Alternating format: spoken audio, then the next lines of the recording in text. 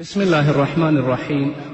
الحمد لله رب العالمين حمد الشاكرين، الصلاة والسلام على سيد الأنبياء والمرسلين سيدنا ونبينا وشفيعنا ومولانا محمد وعلى آله وأصحابه الطيبين الطاهرين. قدرمن اوریدونکو د ژوند د لارې د خپرونې مینوالو، السلام علیکم ورحمت الله وبرکاته. ستاسو روغتیا او خوشحالي د پاک رب نه غواړم، په دې هیله چې د صحت او عافیت جامې په تن ولرئ او خوشحالي مو په برخه وي. دا دی زه محمد یاسین فهیم د ژوند د لارې د خپرونې په وړاندې کولو کې ستاسو په خدمت کې یم. زموږ د نن ورځې د خپرونې موضوع بیا هم جهنم یا دوزخ وپیژنئ.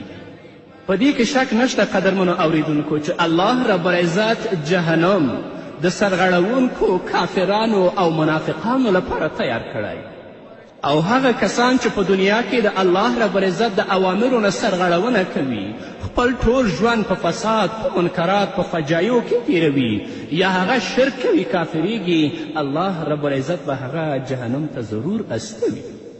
رسول الله صلی الله علیه وسلم فرمایي هغه ورځ چې الله رب العزت جهنم را وبولي، نو جهنم به تناوونه او واګې لري، او 19 ملائکو به د هغه جهنم واګې او تناوونه نیولي وي چې هرې ملکې سره به 80,000 نورې ملکې مرستندویې وي، چې د ټولو شمیر تقریبا 14,000 کیږي.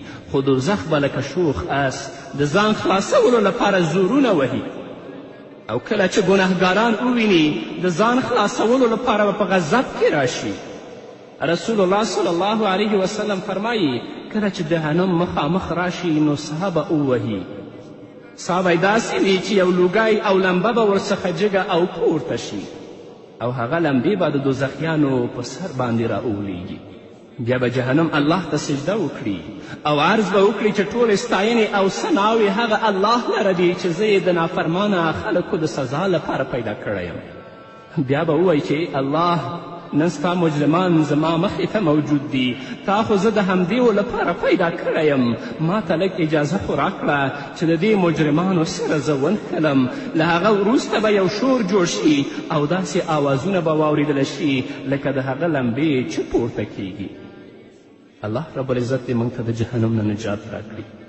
لکه چې په سورة مرسلات کې الله رب العزت فرمایي انها ترمی بشرر کالقصر کأنه جمالات الصفر. الله رب العزت فرمایي بېشکه جهنم به د غټو غټو ودانیو په څیر بڅرې وغورځوي، ګواکه هغه ژیړ اوښان دي. داسې اور به پکې بل وي چې د جګو ودانیو او د قصرونو په شان به هغه اورونه بادوي. په روایاتو کې راځي چې په دغه وخت کې به هیڅ یو نبی او رسول داسې نه وي چې د الله رب العزت له ویرې به هغه نه ریږدي، او له ده سره به دا وام نه وي چې هسې نه دا لمبې زما په سر باندې را پرېوځي. نو چې د نیکانو دا حال وي، نو زموږ د ګناهګارانو حال به هلته څه وي. یا الله ته په خپل فضل او رحم سره موږ ته هدایت وکړه او موږ ته د جهنم نه نجات راکړه. هلته به زړونه چوي، پر سترګو به تیارې وي، د انسانانو زړونه به خولې ته راشي.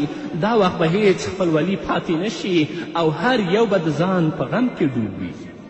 دا د الله د کلام فیصله ده. الله فرمایي په سورة زخرف کې الاخلاء یومئذ بعضهم لبعض عدو الا المتقین.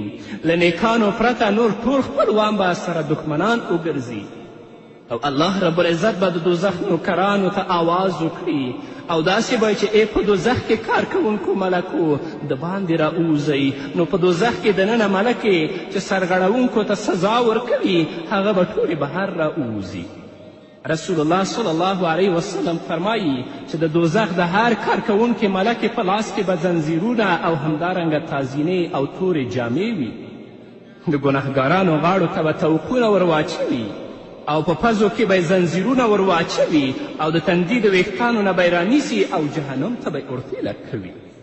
دا د الله د کلام فیصله ده، لکه چې الله په سورة طور کې فرمایي یوم یدعون الی نار جهنم دعا.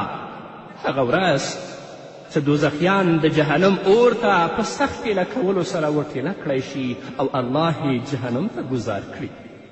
د دې په غاړه کې به توقونه وي، په پزو کې به د اور زنځیران وي، ملکې به د تندي د ویښتانو نه نیسي او جهنم ته به یې ګذاروي. مجرم خو هسې هم بیول کیږي ولې د چا چې سپکاوی کیږي هغه به په ټیله او په پورې وهلو سره الله جهنم ته